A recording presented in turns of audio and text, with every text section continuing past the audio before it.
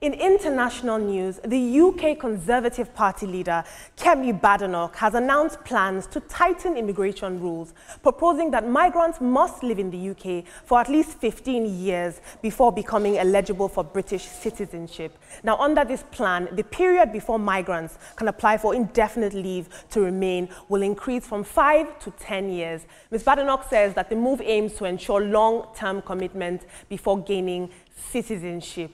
I don't particularly enjoy doing Kemi Badenoch stories. I think there's so many much more problems in the country, but alas, my mandate is to tell you the trending stories. Let's take some social commentary on this. Chofamba says, you've gone from focusing on dealing with illegal immigration to destabilizing legal migrants who are settled and working hard and contributing to this country. Alex Kurtajik says, not unusual for migrants to want to close the door behind them. They chose another country for a reason. We also saw this with Rishi Sunak. Ubong Abia says, this idea is crazy. It amounts to financial exploitation of legal immigrants and will drive away talent.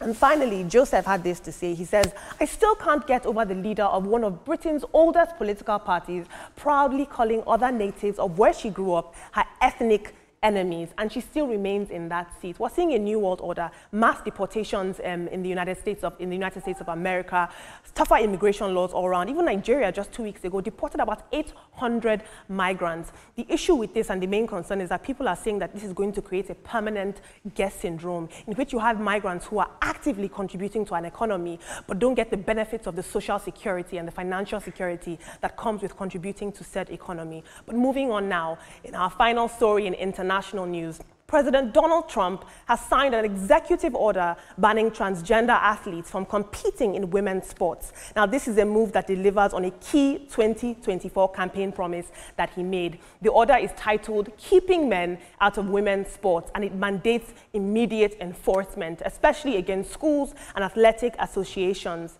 Now, this decision has reignited debates on gender identity and fairness in sports. Some supporters argue that it protects competitive integrity, while critics see it as discriminatory. We're going to take some social commentary. Gunther says, we are blessed to have a president who protects women and children. Female spaces are very sacred and we must protect that. Dude says, the fact that men were competing in women's sports is detestable. Cora Munro says, men, say it with me, men cannot play in women's sports, aka Title IX. Let's take a look at this video, please. This executive order, the war on women's sports is over.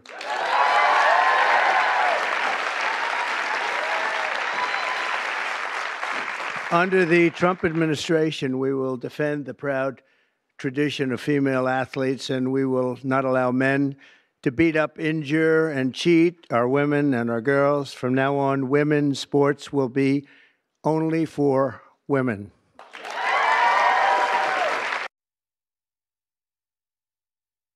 Ibrahim, I bet you I could beat you in a game of football, maybe even boxing. Unfortunately, we can't compete. You know, I support Trump wholeheartedly on Hallelujah. this. 100%. One thing that Ibrahim is supporting Trump. I've supported a lot of things that he's doing, right? But then this, I support him. How can you have a woman, and a man, in fisticuff, and then you expect the woman to beat the man? What did you just say, Olamide? You can't even beat me. So I support Trump on this. And it's good that Trump has banned it. Yeah, there has been cases of abuse and all of that, perhaps in the dressing rooms or locker rooms, as they are called. But it is good that he has now stated where the U.S. stands with regards to this. And then on Kemi Badenoch, I really do not like talking about her story, frankly speaking. I think she just wants attention, and we have given her too much of it. So I am not saying anything about Kemi Badenoch. Well, I don't think it's attention. We have to remember that she's of the Conservative Party, and we know what they stand for. So they like it. She's saying what they want in the Conservative Party, regardless of the fact that she's got a dark skin. she's now thinking white. She's thinking in the line of the Republicans in the US. So let it be for them. At the end of the day, labor, the skilled laborers that are coming into the United Kingdom, they won't have much of them. They won't have many of them any longer. And even skilled laborers, they will also have, issues. Let's see how that even plays out. So if it's going to win an election, I'm not giving Kemi Badenoch any more airtime. We have pressing issues in this country, and stories that is enough. Thank you. You understand me, right? But it's okay. We just have to talk about it. That's our job. Unfortunately, yes, we have to talk about it. You don't do. Now, thank you. This is where we have to wrap things up on the program for today.